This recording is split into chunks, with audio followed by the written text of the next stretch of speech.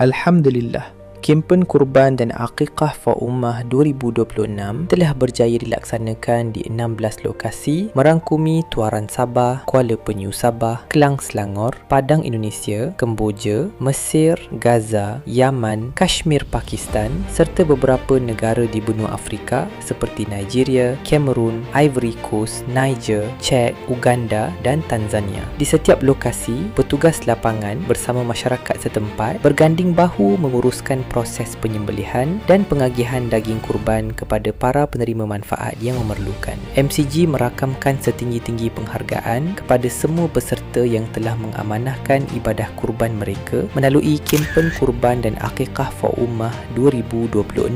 Semoga setiap ibadah yang dilaksanakan diterima oleh Allah Subhanahu Wa Taala dan menjadi asbab keberkatan buat para peserta serta keluarga. Terima kasih kerana terus bersama MCG dalam membawa manfaat kepada ummah merentasi sempadan. Teruskan melangkah bersama MCG, menyantuni ummah dan menyebarkan manfaat kepada lebih banyak lokasi pada masa hadapan.